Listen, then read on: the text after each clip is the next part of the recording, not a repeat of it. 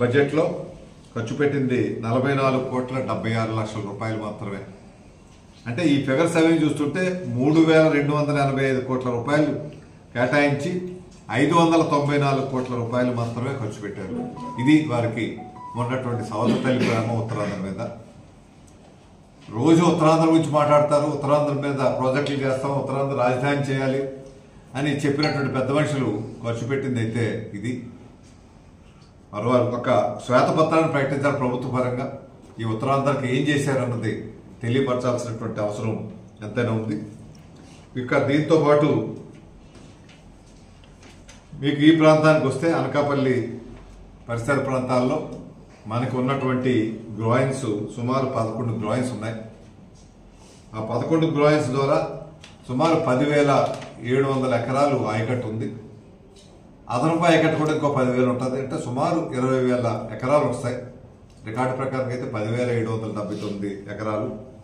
అందులో Tagarapudi groyne, Seethanagaram groyne, Tummapala groyne, Cherlopala groyne, Anakapalli ఆనకట్టు, LI కాలువ, LI groyne, Nagulapalli groyne, Godavari ఆనకట్టు, కాశీమధు, వెదురుపర్తి ఆనకట్టు, పేరంటాలపాలెం ఆనకట్టు, ఉగ్గినపాలెం గ్రోయిన్, ఇవన్నీ ఉన్నాయి. సుమారు 11 గ్రోయిన్స్ ఉన్నాయి ఈ ప్రాంతంలో. ఈ 11 గ్రోయిన్స్లో ఈ 5 సంవత్సరాల్లో వర్షాలు ఎక్కువ వచ్చినప్పుడు ఆ గ్రోయిన్స్ చాలా మట్టుకు పగిలిపోయి కొట్టుకుపోయిన పరిస్థితి ఉంటే దాని మీద ₹1 ఖర్చు పెట్టి రిపేర్లు చేసినటువంటి పరిస్థితి కూడా లేదు. దీనివల్ల ఈ రైతు వారి అంతా కూడా సుమారు 10,000 నుంచి 20,000 ఎకరాలు పంటలు పండాల్సినటువంటి రైతు వారి చాలా ఇబ్బందులు పడుతున్నా, ఎన్ని ఫిర్యాదులు చేసినా, ఎంతమంది దగ్గరికి వెళ్ళినా ఎవరు పట్టించుకున్నటువంటి నాదులే లేనటువంటి పరిస్థితిలో ఇక్కడ రైతులు అయోమయ పరిస్థితిలో ఉన్నారు. నేను ఏదో గ్రామానికి వెళ్తే అక్కడ చెప్తా ఉన్నారు, పేరుకేటా పెట్టారు కానీ ఏం జరగట్లేదు.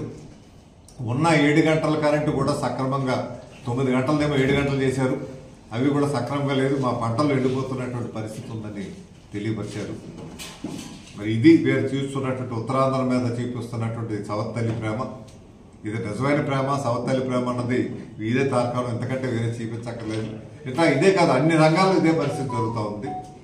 వీటి మీద మరి ప్రభుత్వం ఏం చెప్తుందో శ్వేతపత్రం ప్రకటించి ఉత్తరాంధ్రకు ఏం చేశారో అన్నది చెప్పాల్సినటువంటి అవసరం ఉందనేసి మీ ద్వారా తెలియపరుస్తాం. నీటి ప్రాజెక్టుల మీద పూర్తిగా నిర్లక్ష్యం వహించి ఒక్క ప్రాజెక్టు కూడా పూర్తి స్థాయిలో పూర్తి చేసినటువంటి సందర్భాలు అయితే ఈ 5 సంవత్సరాలు కనిపించలేదు.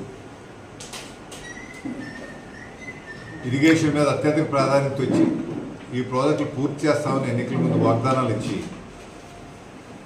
అందులో ఏ వాగ్దానాన్ని కూడా నిలబెట్టుకునే పరిస్థితి జరగలేదు. ఈ ఉదాహరణ, గత 5 సంవత్సరాల్లో సాగునీటి మీద సుమారు 3,285 కోట్ల రూపాయలు మంజూరు చేయడం జరిగింది బడ్జెట్లో. కానీ ఖర్చు పెట్టింది చూస్తే 5 సంవత్సరాల్లో 593 కోట్ల రూపాయలు మాత్రమే ఖర్చు పెట్టారు. అంటే ఏవైతే బడ్జెట్లో ఇచ్చారో మంజూరు అయినాయో అందులో 20% కూడా ఖర్చు పెట్టలేదు. అదే ప్రాజెక్ట్ వైజ్ కూడా మీకు ఉదాహరణకి ఉత్తరాంధ్ర సుజల స్రవంతి మీకు 2వ తారీఖు జనవరి 2009లో 7,200 కోట్ల రూపాయలతో జీవో నెంబర్ 3 ఇష్యూ చేస్తే రాజశేఖర రెడ్డి గారు అప్పుడు ముఖ్యమంత్రిగా, తర్వాత వచ్చినటువంటి ప్రభుత్వాలు తెలుగుదేశం వారు 2,000 కోట్ల రూపాయలు పెట్టారు. 4-5 దశల్లో చేస్తామనేసి వారి జీవోలు ఇవ్వడం జరిగింది. కానీ ఈయన వచ్చాక దాని మీద కేవలం వాటి ల్యాండ్ ఎక్విజిషన్ కూడా డబ్బు ఇవ్వలేనటువంటి పరిస్థితిలో మీకు ఒక ఉత్తరాంధ్ర సుజల స్రవంతిలోనే 609 కోట్ల రూపాయలు శాంక్షన్ చేస్తే వాళ్ళు మంజూరు అయింది 600 కాదు. ఉత్తరాంధ్ర సుజల స్రవంతిలో 797 కోట్ల రూపాయలు ఈ 5 సంవత్సరాల్లో బడ్జెట్లో పెడితే 5,79 లక్షల రూపాయలు మాత్రమే ఖర్చు పెట్టారు. అంటే అందులో మీకు 10% కూడా లేదు వీళ్ళు ఖర్చు పెట్టి. 5% బడ్జెట్ కేటాయింపులో 5% మాత్రమే ఖర్చు పెట్టారు.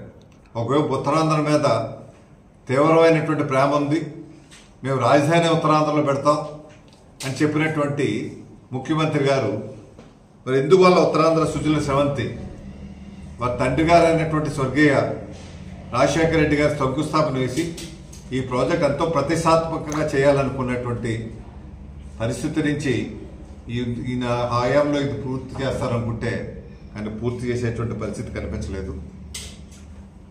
కేవలం 5 కోట్లు అంటే సిగ్గుచేటైనటువంటి